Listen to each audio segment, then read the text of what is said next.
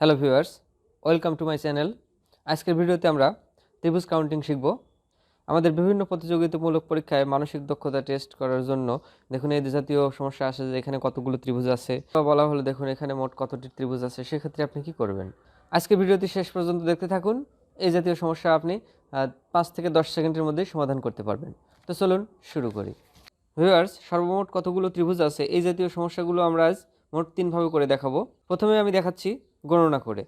দেখুন এখানে গণনা করলে আমরা দেখতে পাবো 1 2 3 4, মোট 4 ভাগে ভাগ করা হয়েছে, তাহলে 4 এবং যে অরিজিনাল যে ত্রিভুজটা সেটা একটা, অর্থাৎ 4 যোগ 1, 4 যোগ 1 সর্বমোট 5টি ত্রিভুজ আছে এখানে। তো ভিউয়ার্স খেয়াল করুন, এটা যেহেতু অল্প ভাগে ভাগ করা হয়েছে এজন্য গণনা করে খুব সহজেই করা গেল। এখানে যদি বলা হয় মোট কতগুলো ত্রিভুজ আছে, দেখুন গণনা করে বলা প্রায়ই অসম্ভব। যদিও বা গণনা করে বলা যায় তাও ভুল হওয়ার সম্ভাবনা অনেক বেশি। সেক্ষেত্রে আমরা কি করব? সেক্ষেত্রে আমরা সূত্র প্রয়োগ করব। ভিউয়ার্স, এখানে যে জিনিসটা সবচেয়ে ভালোভাবে খেয়াল করতে হবে তা হলো দেখুন প্রত্যেক বাহুকে সমান ভাগে ভাগ করতে হবে। দেখুন প্রত্যেকটা বাহুই 3 বাহুই 2 ভাগে বিভক্ত হয়েছে এবং সেই বিভক্ত বিন্দুগুলো যোগ করে মাঝখানে ত্রিভুজ অঙ্কন করা হয়েছে।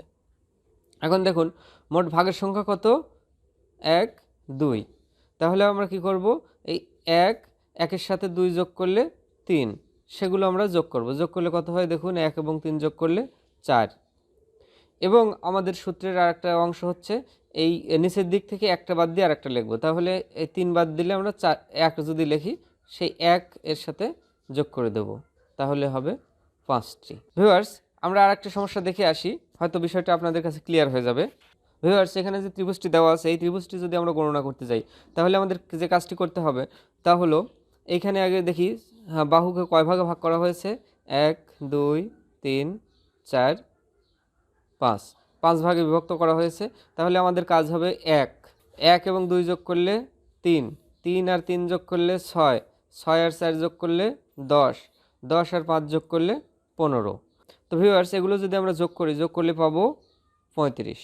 এখন আমাদের দ্বিতীয় অংশের কাজ হচ্ছে নিচের দিক থেকে একটা বাদ দিয়ে আরেকটা, তাহলে 15কে বাদ দিলে 10 লিখব, 6 বাদ দিয়ে 3 লিখব, এখন 1 বাদ দিয়ে 0, আর যাওয়ার দরকার নেই। এগুলো আমরা যোগ করলে কত পাচ্ছি? 13। এখন আমাদের ত্রিভুজ সংখ্যা হবে এই 35 যোগ 13 সমান 48টি। তো এভাবে আমরা সূত্রের সাহায্যে ত্রিভুজ গণনা করতে পারি, এই জাতীয় ত্রিভুজ। দেখুন আমরা আরেকটা প্র্যাকটিস করে আসি। ভিউয়ার্স, আমরা যে এখানে যে ত্রিভুজটি দেখতে পাচ্ছি এখানে আমরা কতগুলো ত্রিভুজ আছে।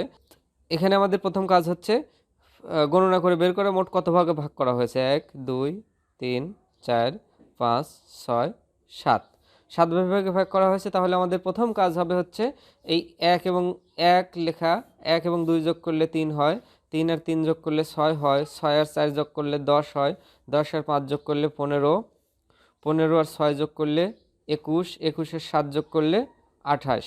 এটা আমাদের প্রথম কাজ। দ্বিতীয় অংশের যে কাজ আছে সেটা হচ্ছে নিচের দিক থেকে 28 বাদ দিয়ে 21 লিখব, 15 বাদ দিয়ে 10 লিখব, 6 বাদ দিয়ে 3 লিখব।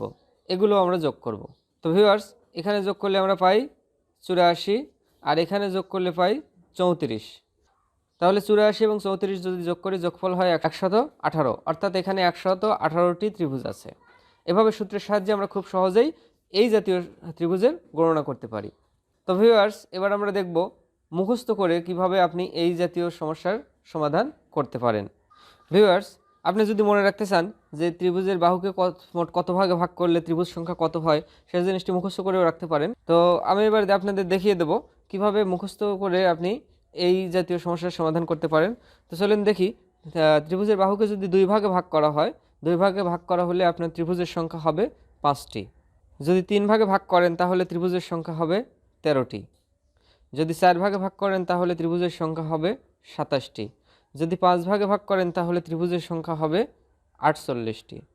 যদি 6 ভাগে ভাগ করেন তাহলে ত্রিভুজের সংখ্যা হবে 78টি।